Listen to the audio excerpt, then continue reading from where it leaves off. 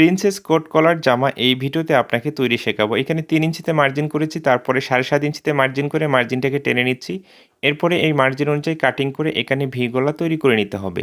তৈরি করে নেওয়ার পরে এই বরাবর আমাদেরকে অ্যাঙ্গেল করে এখানে কাটিং করে নিতে হবে। এরপরে বডির এই অংশটি মেপে দেখতে হবে 17.5 ইঞ্চি আছে, তাই না? এখানে কাপড়টি 17.5 ইঞ্চি নিয়েছি এবং পাশে আমি ৪ ইঞ্চি নিয়েছি। এই ধরনের ২টি পার্ট আমাদেরকে নিতে হবে।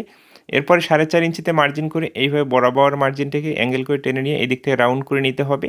আপনি যদি এই ভিডিওটি পরবর্তীতে আবারও দেখতে চান, অবশ্যই আপনার ফেসবুক আইডিতে বা যেকোনো গ্রুপে আপনি শেয়ার দিয়ে রাখবেন, যেকোনো মুহূর্তে খুব সহজেই দেখে নিতে পারবেন। এইভাবে কাটিং করে নেওয়ার পরে উল্টিয়ে নিতে হবে। উল্টিয়ে নেওয়ার পরে এখানে আমাদেরকে এই বডির পার্টটির সাথে মিল করে রাখতে হবে। রেখে এখানে বরাবর সেলাই দিয়ে অ্যাটাচ করে নিতে হবে। আশা করি এই স্টাইলটি একেবারেই নতুন, আপনি যেকোনো কাস্টমারকে তৈরি করে দিতে পারেন। এইভাবে বডির পার্টি রেখে জয়েন্টটি দিতে হবে। এরপর এখানে আমাদেরকে গলা কাটিং করতে হবে। এখানে একটি ফিউজিং বক্রম বসিয়ে নিয়েছি কাপড়ের উপরে। এরপরে এখানে আমরা সুন্দরভাবে মার্জিন করে নিব। নেওয়ার পরে দেখুন এই মার্জিন অনুযায়ী কাটিং করে নিব। নেওয়ার পরে বাইরের দিকে ১ থেকে ১.৫ ইঞ্চি বক্রম রেখে এই অংশটি কাটিং করে সেলাই করে নিতে হবে। এরপরে বডির পার্টের সাথে অ্যাটাচ করে নিতে হবে।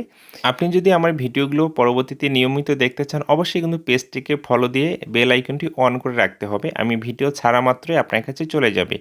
এই অবস্থায় কিন্তু ঠিক আছে, গলার পট্টিটি আমাদের অ্যাটাচ করা কমপ্লিট হয়ে গেছে, ডিজাইনটি তৈরি করা কমপ্লিট হয়ে গেছে। ভিডিওটি ভালো লেগে থাকলে অবশ্যই লাইক, কমেন্ট, শেয়ার করবেন।